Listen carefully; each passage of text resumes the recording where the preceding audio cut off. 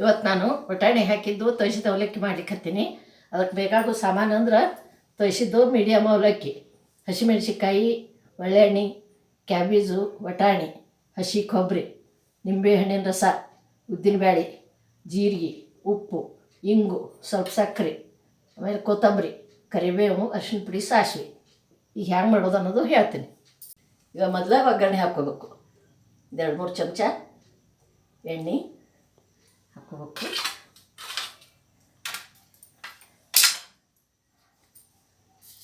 ಒಂದು ಚಮಚ ಸಾಸಿವೆ,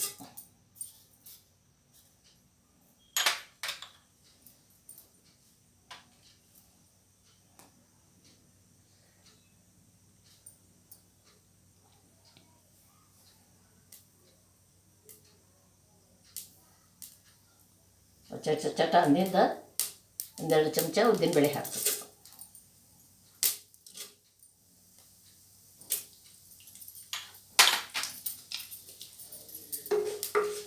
ಉದ್ದಿನಬೇಳೆ ಒಂಚೂರು ಕೆಂಪಾದವು ಅಂದ್ರೆ ಜೀರಿಗೆ ಹಾಕಬೇಕು, ಇಲ್ಲಾಂದ್ರೆ ಜೀರಿಗೆ ಕಪ್ಪಾಗ್ತಾವೆ.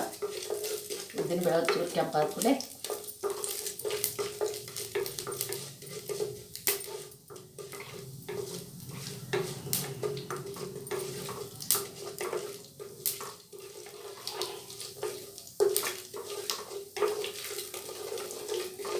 ಕೆಂಪಾಗ್ಯಾವ ಉದ್ದಿನಬೇಳೆ. 1 ಚಮಚ ಜೀರಿಗೆ,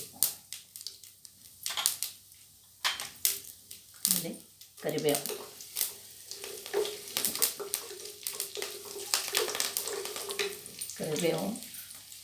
ಆಮೇಲೆ ಒಂದು ಸ್ವಲ್ಪ ಹಿಂಗೆ,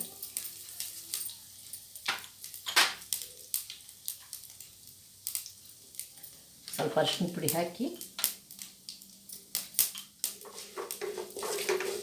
ಈಗ ಬಟಾಣಿ ಹಾಕಿ,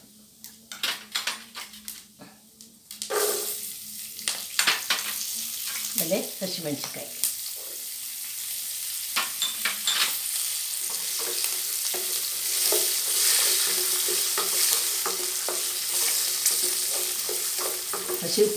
ಸಿಗೋ ದಿವಸದಾಗ ಎಲ್ಲ ಹಸಿ ಕಾಯಿಪಲ್ಯ ತಿನ್ನಬೇಕು, ಹೆಲ್ತಿಗೆ ಭಾಳ ಚಲೋ. ಎಲ್ಲ ಹಸಿ ಇದ್ರೊಳಗೂ ಪೌಷ್ಟಿಕಾಂಶ ಹಚ್ಚಿರ್ತವೆ. ಈಗ ಕ್ಯಾಬೇಜ್ ಹಾಕ್ತೀನಿ.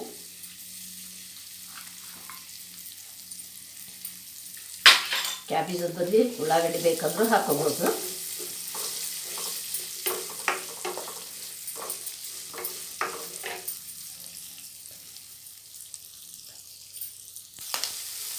ಕ್ಯಾಬೇಜು ಒಂಚೂರು ಹಸಿ ವಾಸನೆ ಹೋಗೋ ತನಕ ಬಿಸಿ ಮಾಡಬೇಕು.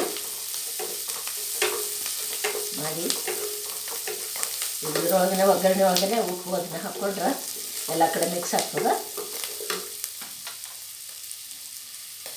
ರುಚಿಗೆ ತಕ್ಕಷ್ಟು ಉಪ್ಪು,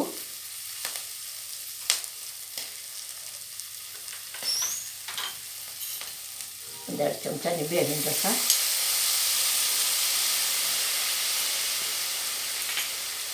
ಒಂಚೂರು ಸಕ್ಕರೆ. ಕೆಲವೊಬ್ರು ಹಾಕ್ತಾರೆ, ಕೆಲವೊಬ್ರು ಹಾಕೋದಿಲ್ಲ. ಒಂಚೂರು ಟೇಸ್ಟ್ ಬರ್ತದೆ, ಸ್ವಲ್ಪ ಹಾಕ್ತೀನಿ ನಾನು. ನಿಮ್ಗೆ ಬೇಕಂದ್ರೆ ಹಾಕೋಬೋದು. ಅದರಿಂದ ಹಸಿದು ಅವಲಕ್ಕಿ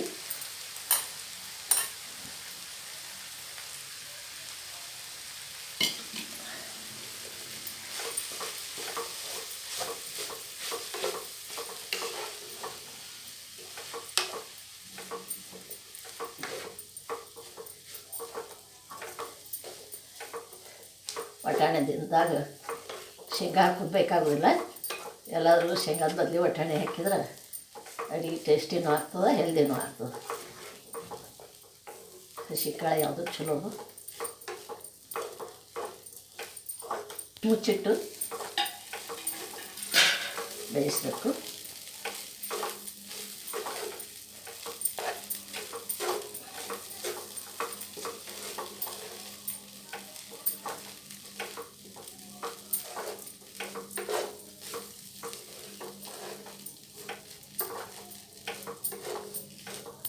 ಇದ್ರ ಮ್ಯಾಗ ಹಸಿ ಕೊಬ್ಬರಿ,